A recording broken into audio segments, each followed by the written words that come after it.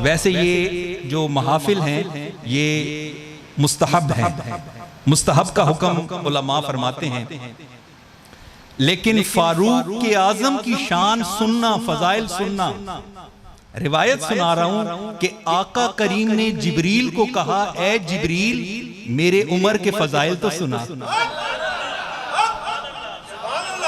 تو جبریل نے کہا یا رسول اللہ جتنا عرصہ نوح علیہ السلام اپنی امت میں مبعوث رہے مجھے اتنی عمر چاہیے کہ میں بیان کروں۔ بخاری و مسلم احادیث کی کتابیں اٹھائیں، فاروق اعظم کی شان سے جگمگا رہی ہیں۔ اس کا کیا مطلب ہوا کہ بلا کر سننا بھی سنت ہے اور بیان کرنا بھی سنت ہے۔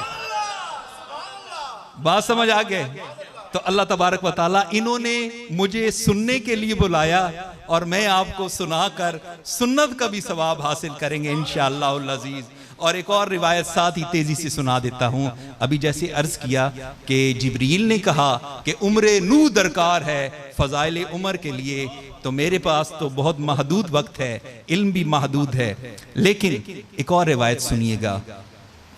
جبریل نے آقا کو بتایا کہ اسلام کسی شخص کی بات نہیں ہو رہی، دین اسلام جس کے بارے میں اللہ نے فرمایا ان الدین عند اللہ الاسلام، اسلام 2 دفعہ روئے گا یا رسول اللہ جب آپ کا وصال ہوگا۔ ظاہر ہے دین یتیم ہو جائے گا، نبوت کا دروازہ بند ہو جائے گا، جبریل کی وحی بند ہو جائے گی، اسلام روئے گا۔ اور کہا یا رسول اللہ دوسری بار تب روئے گا جب عمر اس دنیا سے جائے گا۔ تو یہ اتنا بڑا سانحہ اور واقعہ ہے، اتنا بڑا، اور یہ اس روایت کا ثبوت حالات حاضرہ ہیں۔ آج 56 ممالک ہیں اور سب، میں کیا ان کے لیے الفاظ استعمال کروں کہ سب دینوں کی غیرت و حمیت سے بالکل ناشنا اور بے بہرہ ہیں۔ ابھی بھائی نے ایک شعر پڑھا کہ مائیں جب بچے جب روتے ہیں تو فاروق کا زمانہ یاد آتا ہے۔ ایک بچہ رویا تھا، ایک بچہ، ماں نے دودھ چھڑا دیا تھا کہ فاروق اعظم نے شرط لگائی ہے کہ جو بچے دودھ چھوڑیں گے ان کا وظیفہ شروع ہوگا۔ ماؤں نے جلدی دودھ چھڑانا شروع کر دیے۔ فاروق اعظم نے ایک بچے کو روتا سنا، اسی دن ساری رات روئے، روتے روتے داڑھی بھیگ گئی۔ صبح حکم جاری کیا کہ جس دن بچہ پیدا ہوگا اسی دن وظیفہ جاری ہوگا، اور روتے رہے کہ یا اللہ پتہ نہیں کتنی ماؤں نے اپنے بچے اے عمر تیری زیادتی کی وجہ سے جلدی دودھ چھڑا دیے ہوں گے۔ تو گفتگو اور طرف نکل گئی، میں گفتگو اور کرنا چاہ رہا تھا، حضرت نے بہت ذوق پیدا کیا، میرا تو دل چاہ رہا تھا حضرت سناتے جائیں۔ ہر آدمی کا ایک ذوق ہوتا ہے، فضائل بیان کرنے بیٹھوں تو جیسے جبریل نے کہا عمر نوح چاہیے، میرا ایک ذوق ہے، میں اس کے مطابق بیان کروں گا اور اپنی انشاءاللہ کوشش کروں گا کہ کم سے کم وقت لوں۔ بچے بیٹھے ہیں، ان بچوں کو بھی سنانا مقصود ہے کہ ایک مرد مجاہد نے کہا تھا کہ نکل کر صحرا سے جس نے سلطنت روما کو الٹ دیا تھا، سنا ہے یہ قدسیوں سے میں نے، وہ شعر پھر ہوشیار ہوگا۔ وہ شعر یہ ہیں، اور یہ شعر تب ہوشیار ہوں گے جب انہیں فاروق اعظم کے قصے سنائے جائیں گے، جب انہیں خالد بن ولید کے قصے سنائے جائیں گے، جب انہیں مولا علی کے قصے سنائے جائیں گے۔ یہ ویڈیو گیموں وغیرہ سے نہیں ہونے والا۔ تو میں اس محفل کے انعقاد پر مبارکباد پیش کرتا ہوں۔ ایک جملہ ہے، بظاہر کوئی اتنا بہت بڑا عظیم جملہ نہیں ہے، لیکن میں نے کہا میں اپنے ذوق کے مطابق بیان کروں گا۔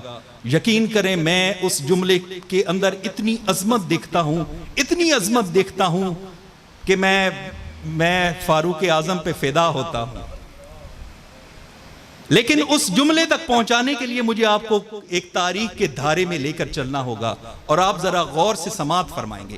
میں آپ کو قصے کہانیاں نہیں سنا رہا، آپ کو ایک تاریخی حقیقت بتانے جا رہا ہوں جس میں بہت بڑی ایک عظمت چھپی ہے، لہٰذا غور سے سماعت فرمائیے گا۔ حضرت سیدنا عثمان غنی کے آخری دور میں حالات خراب ہوئے، سب جانتے ہیں باغیوں نے آپ کو شہید کیا. پھر حضرت مولا مرتضیٰ علی حضرت علی کرم اللہ تعالی وجہہ الکریم کی بیعت ہوئی. آپ کے زمانہ میں بھی حالات کشیدہ رہے, ہزاروں مسلمان دونوں طرف سے شہید ہوئے. جنگ جمل ہوئی, صفین ہوئی, نہروان ہوئی.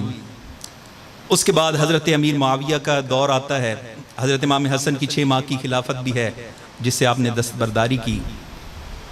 حضرت امیر معاویہ رضی اللہ تعالی عنہ کا دور آتا ہے. کچھ سکون رہا ان کی حکمت عملی اور پالیسیز کی وجہ سے. پھر یزید آیا تو ایک بہت بڑا سانحہ ہوا حضرت امام حسین کی شہادت کا. اس کے بعد سے پھر ایک طوائف الملوکی کا دور رہا. ایک طرف مروان ہے, ایک طرف عبداللہ بن زبیر ہے. حجاز میں عبداللہ بن زبیر کی حکومت ہے, ایک طرف مروان کی حکومت ہے. پھر مروان کی نسل میں آتا ہے عبد الملک بن مروان. یہ آپ بچے غور سے سنیں بھی سے یاد بھی رکھیں, یہ میں آپ کو تاریخ بھی سنا رہا ہوں, آپ کے کام آئے گی. عبد الملک بن مروان, اس نے پھر پوری حکومت پہ تسلط قائم کیا, بہت ظلم کیا اس نے. حضرت عبداللہ بن زبیر کو شہید کیا گیا. اور مسلمانوں کی ایک سیاہ تاریخ یہ بھی ہے کہ خانہ کعبہ پر حملے زیادہ تر مسلمانوں نے ہی کیے. ایک تو ابرہہ کرنے آیا تھا نا, الم تری کیف فعل ربک باصحاب الفیل, وہ تو برباد ہوا. لیکن مسلمان ایسے نام نہاد مسلمان ہیں جنہوں نے کئی دفعہ کعبہ پر حملے کیے ہیں. عبد الملک بن مروان کے دور میں حملہ ہوا, عبداللہ بن زبیر کو شہید کیا گیا. خیر اس کا تسلط قائم ہو گیا. بتانے کا مقصد یہ ہے کہ ایک جابرانہ ظالمانہ حکومت تھی. حکومت تو اسٹیبلش ہوئی لیکن ظلم ہے, جبر ہے. عبد الملک بن مروان فوت ہوتا ہے, مرتا ہے 86 ہجری میں. اس کا بیٹا تخت نشین ہوتا ہے ولید بن عبد الملک. پھر اس کی حکومت رہتی ہے. انتظام اچھا ہے, ترقی ہو رہی ہے, لیکن ظلم و جور ہے, ظلم کی حکومت ہے. ہر طرف گورنر ظالم ہیں, مال و دولت بے تحاشا کھاتے ہیں. گورنر عیاشی کرتے ہیں, مال کو, بیت المال کو ماں باپ کا مال سمجھتے ہیں.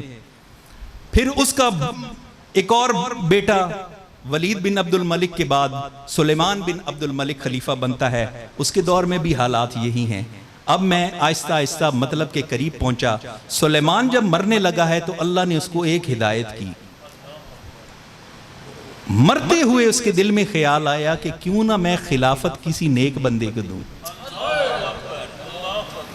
اس نے حکم جاری کیا کہ میں مرنے والا ہوں. اس نے ایک نام لکھ کے پرچی میں رکھ دیا, کیونکہ اسے پتا تھا کہ جب میں زندگی میں نام لوں گا تو لوگ نہیں مانیں گے.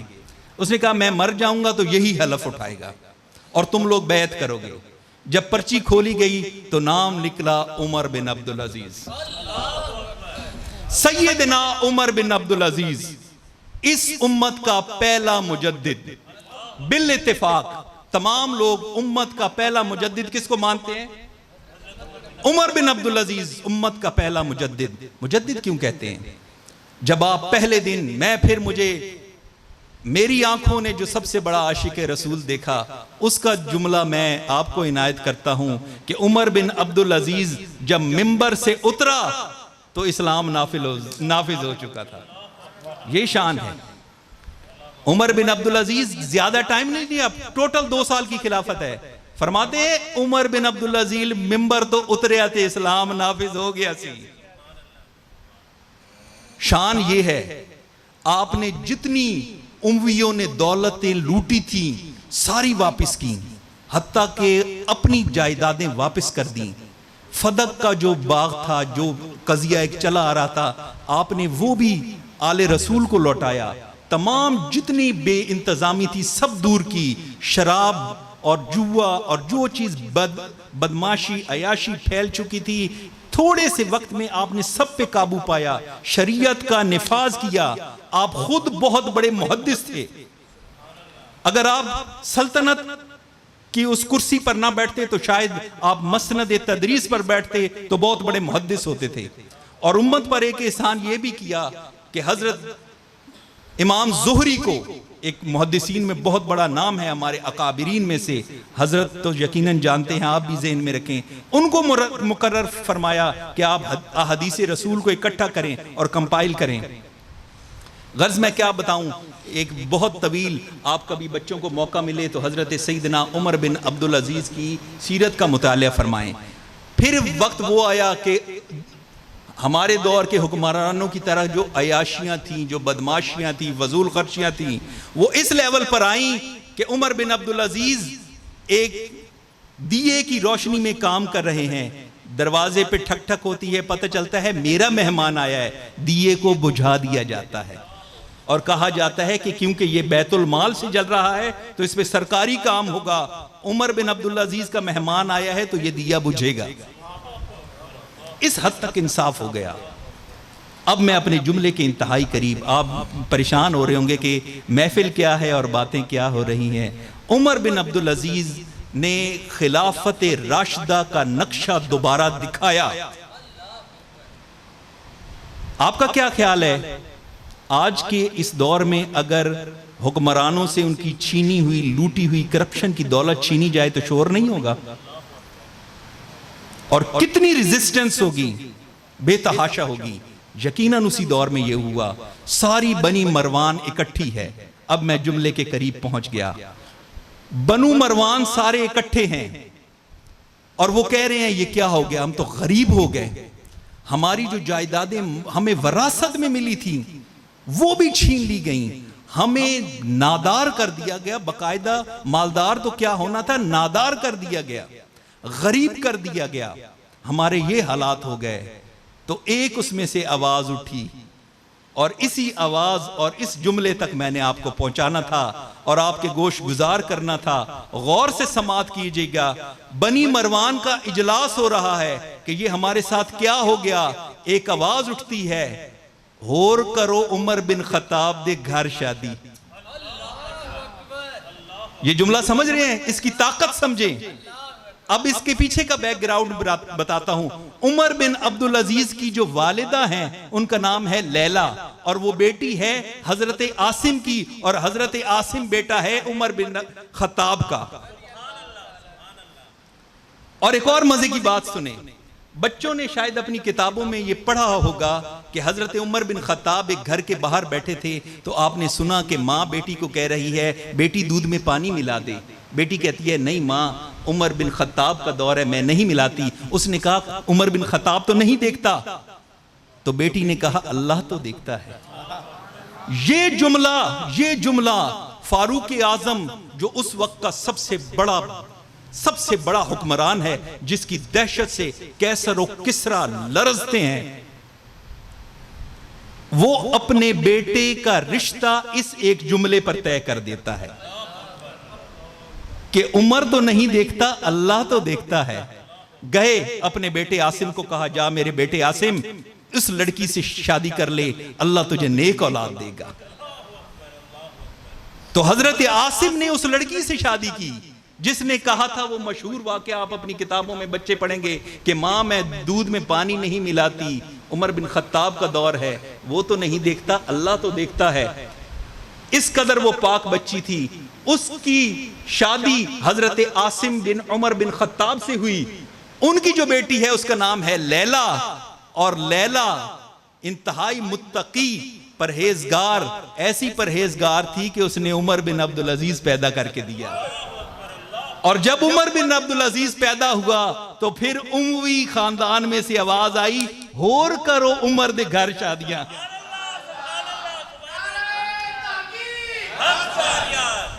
یہ دیکھ رہے ہیں خون کا اثر۔ ابھی یہ 2 نسلیں پار کیا تھا تو دنیا کا عالم اسلام کا پہلا مجدد کھڑا کر دیا، اور پھر 7 صدیوں بعد پاک پتن میں فرید الدین مسعود زہد الانبیاء کھڑا کر دیا۔ پھر 1000 سال بعد جب امت بالکل اکبر کی دین الہی کی وجہ سے بربادی کے دھانے پر کھڑی تھی تو سید احمد سرہندی فاروقی کو کھڑا کر دیا۔ تو خون فاروقی میں وہ غیرت ہے کہ 1000 سال بعد بھی کام کرتا ہے۔ خون فاروقی میں میں ابھی آپ کو فاروق اعظم کے فضائل نہیں سنا رہا جو آقا نے بیان کرے، میں آپ کو ایک جھلک دکھا رہا ہوں کہ فاروق اعظم کا خون کیسا غیرت مند ہے کہ وہ 2 نسلوں بعد امت کو پہلا مجدد دیتا ہے، وہ 7 صدیوں بعد زہد الانبیاء پیدا کرتا ہے، وہ 1000 سال بعد مجدد الف ثانی پیدا کرتا ہے۔ یہ شان ہے سیدنا فاروق اعظم کی۔ اب ایک دوسرا اینگل، اور پھر اس کے بعد میں آپ سے اجازت چاہوں گا۔ دیکھیں حضرت بیب جیسے فرما رہے تھے، بے شک ہمارا ایمان ہے اور آقا کا فرمان ہے کہ تم میں سے لا یؤمن احدکم حتی اکون احب الیہ من والدہ وولدہ والناس اجمعین، تم مومن ہو ہی نہیں سکتی جب اب تک اپنے ماں باپ جان و مال سب سے زیادہ۔ مجھے زیادہ اس پہ ٹائم سپینڈ کرنے کی ضرورت نہیں ہے کہ سیدنا فاروق اعظم حضور سے کتنی محبت فرمایا کرتے تھے، کس قدر۔ صرف ایک اشارہ کر دیتا ہوں، آپ سب نے واقعہ سنا، اشارہ کرتا ہوں تاکہ ذہنوں میں جو میں میسج دے رہا ہوں وہ ایک اجاگر ہو جائے، زندہ ہو جائے، نقش ہو جائے۔ کہ ایک شخص آیا، اس نے کہا کہ اے فاروق اعظم تم ہمارے درمیان فیصلہ کر دو، تو کہا کہ اچھا، وہ اپنی طرف سے نمبر بنا رہا تھا، کہتا حضور پاک نے فیصلہ اس کے حق میں کیا ہے پر میں آپ سے کروانا چاہتا ہوں۔ انہوں نے کہا اچھا اے گل لے، پھر میرا فیصلہ میں تجھے سناتا ہوں۔ گھر سے تلوار نکالی، اس کی گردن اتار دی، کہا جس کو حضور کا فیصلہ قبول نہیں اس کے لیے عمر کا یہ فیصلہ ہے۔ اچھا، مسلمانوں میں کھلبلی مچ گئی کیونکہ وہ نام نہاد تو مسلمان تھا۔ مسلمانوں نے کہا عمر نے مسلمان کو قتل کر دیا، اب تو قصاص لینا پڑے گا۔ اللہ تبارک و تعالی نے فرمایا لا یؤمنون حتی یحکموک فیما شجر بینہم، لا یؤمنون، ایمان والے ہیں ہی نہیں ہے ہی نہیں، تو قصاص کہاں سے؟ عمر نے جو قتل کیا ہے صحیح قتل کیا ہے۔ تو اللہ تبارک و تعالیٰ نے اس پہ مہر تصدیق ثبت کر دی۔ آقا سے انتہائی عشق و محبت، پھر آپ نے وہ بھی سنا ہوگا کہ آقا کے وصال پر ان کی کیا ورفتگی کی حالت ہو، ان کو یقین نہیں آتا تھا اور سب تلوار کھینچ کر کہہ رہے تھے کہ جس نے کہا حضور کا وصال ہو گیا میں اس کی گردن اتار کے رکھ دوں گا۔ تو مطلب ایک بالکل وارفتگی کا عالم تھا۔ پیغام میں یہ دینا چاہتا ہوں کہ آپ کو ایک سوچنے کے مقام پر میں لے کر آ گیا کہ اتنی بڑی عظمت ہے حضور کا عشق ہونا، حضور کی محبت ہونا، لیکن وہ کیا مقام ہوگا کہ وہ محبت دو طرفہ ہو جائے، وہ محبت دو طرفہ ہو جائے تو وہ پھر یا صدیق بن جاتا ہے یا فاروق بن جاتا ہے، پھر وہ صدیق بنتا ہے، فاروق بنتا ہے، یار غار بنتا ہے، یار مزار بھی بنتا ہے۔ تو یہ مقام ہے جب محبت دو طرفہ ہو جاتی ہے۔ اور محبت کیسی دو طرفہ؟ اب غور فرمائیے گا سامعین، آپ میں سے کس کس کو خواہش ہے کہ وہ آقا کا دیدار کرے؟ سبحان اللہ، آپ کی محبتیں سلامت، اور اللہ تبارک و تعالیٰ آپ کو اس سے انشاءاللہ فیض یاب فرمائے۔ درود کی کثرت کیا کریں، انشاءاللہ اللہ تبارک و تعالیٰ ہمارے نصیب روشن کرے، ورنہ قبر میں تو آقا کا دیدار کر ہی لیں گے انشاءاللہ۔ تو مطلب آقا کا دیدار کرنا ہر مسلمان کی خواہش، اور حضور کا فرمان کہ جس نے مجھے دیکھا اس نے مجھے ہی دیکھا۔ کیوں؟ شیطان میری صورت اختیار نہیں کر سکتا۔ تو ہر مسلمان مومن ولیوں کی خواہش کہ حضور کا دیدار کریں، خواب میں دیدار کریں۔ لیکن کیا شان ہے عمر کی کہ حضور کے خوابوں میں عمر۔ اس نقطے پہ میں نے لانا تھا، اور یقین کریں مجھے اس بات کا بہت ذوق ہے، پتہ نہیں میں اپنا ذوق کنوے کر پا رہا ہوں کہ نہیں۔ امت کی خواہش، اقطاب، ابدال، اغواس کی خواہش حضور کا دیدار کریں، جاگتی آنکھوں سے دیدار کریں۔ بے شک سب کی خواہش، صحابہ کی بھی حضور کے بعد خواہش ہوگی کہ ہم حضور کا خواب میں دیدار کریں۔ عمر فاروق حضور کے خوابوں میں،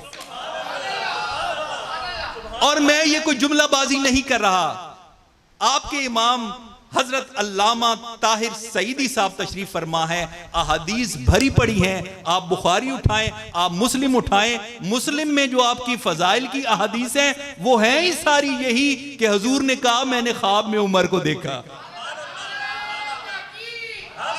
اللہ اکبر، کتنی بڑی شان ہے. مجھے تو بہت مزہ ہے. میں وہ حدیثیں جلدی جلدی سنا کر مجھے احادیث بیان کرنے کا بھی ثواب حاصل ہو، آپ کو بھی ذوق حاصل ہو جائے. میں اس کے بعد اجازت چاہوں گا. پہلی حدیث عرض کرتا ہوں. آقا نے فرمایا بین انا نائم رأیت الناس یعرضون علی، میں نے خواب دیکھا کہ مجھ پر لوگ پیش کیے گئے.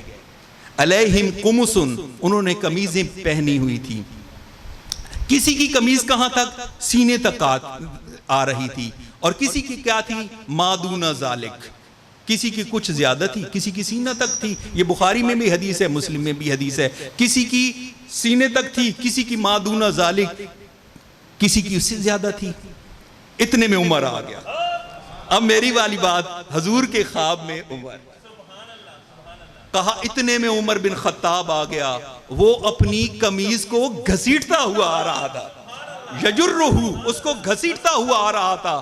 صحابہ حیران ہوئے. انہوں نے کہا یار ایک فرق تو سمجھ آ گئی کہ ایک چیز ہم سب میں ہے وہ کم ہے اور عمر میں بہت زیادہ ہے. تو صحابہ نے فوراً سوال کیا ما اولت یا رسول اللہ، یا رسول اللہ آپ نے اس کی تعبیر کیا کی؟ کہا الایمان. یہ جو میں نے قمیض دیکھی، کہ قمیض انسان کا ستر اور اس کی عزت کو ڈھانپتی ہے، ایمان بھی اس کی ستر پوشی کرتا ہے، اس کی عزتوں کو رکھوالا ہوتا ہے. حضور نے فرمایا الایمان، وہ ایمان تھا. پھر یقین کریں میں صرف آپ کو یہ نہیں کہ اپنی کوئی بارے میں کوئی بڑائی بیان کرنے کے لیے بتا رہا ہوں، صرف میں چاہتا ہوں کہ میں اس کو چیز کو آپ کو کنوے کر پاؤں. اللہ کرے اللہ، کیونکہ میں نے جب یہ میں نے کئی دفعہ پڑھی تو میں یقین کریں میرے بے اختیار آنسو نکل آئے، تو میرے پر ایک رکت طاری ہوئی. دوسری حدیث بیان کرنے جا رہا ہوں. آقا کریم علیہ الصلوۃ والتسلیم فرماتے ہیں کہ میں نے خواب دیکھا دخلت الجنت، میں جنت میں داخل ہو گیا. تو وہاں کیا تھا؟ وہاں میں نے ایک محل دیکھا. میں نے ایک محل دیکھا. محل کے صحن میں ایک کنیز تھی، جو محل کے صحن میں کنیز تھی. تو میں نے فرشتوں سے پوچھا کہ اے فرشتوں، اتنا خوبصورت محل یہ کس کا ہے؟ اب مختلف الفاظ ہیں، کسی میں ڈائریکٹ بتایا گیا، کسی میں کہا گیا ایک قریشی کا ہے. فرمایا میں بھی قریشی ہوں. کس قریشی کا ہے؟ کہا گیا کہ ایک محمدی کا ہے. کہا میں محمد الرسول اللہ ہوں. کون ہے وہ؟ کہا عمر بن خطاب کا محل ہے. حضور کہتے ہیں اب میں جملے پہ آیا. یہ حضور بیان فرما رہے ہیں کہ میں نے خواب میں دیکھا، خواب میں میں نے ایک محل دیکھا. محل کا فرشتوں سے پوچھا یہ کس کا ہے؟ فرشتوں نے کہا عمر بن خطاب کا تھا. تو اب آقا بیان فرما رہے ہیں کہ میرا دل تھا کہ میں اس میں جاؤں، پر اے عمر مجھے تمہاری غیرت یاد آ گئی کہ تم اتنے غیرت مند ہو. اس میں تمہاری کنیزیں ہیں، تمہاری کنیزیں ہیں، تو میں تمہاری اجازت کے بغیر اس میں داخل نہ ہو جاؤں. حالانکہ خواب کا معاملہ ہے، لیکن سرکار فرما رہے ہیں کہ عمر تمہاری غیرت کی وجہ سے میں داخل نہ ہوا. حضرت عمر کی چیخ نکل گئی، رونے لگ گئے. کہتے ہیں علیک اغار یا رسول اللہ، یا رسول اللہ یہ غیرت میں آپ پر کروں گا. وہ محل دیا ہوا کس کا ہے؟ وہ غلام کنیزیں دی ہوئی کس کی ہیں؟ وہ کنیزیں بھی آپ کی اور یہ بھی غلام آپ کا، وہ محل بھی آپ کی عنایت. تو مقصد کرنے کا یہ ہے کہ حضور کے خوابوں میں عمر بن خطاب اور حضور بیان بھی فرما رہے ہیں. تیسری حدیث بھی عرض کر دیتا ہوں. حضور فرماتے ہیں، اچھا اس میں خلافت کی طرف بھی اشارہ ہے، اس میں بھی بہت لے دے ہوتی ہے.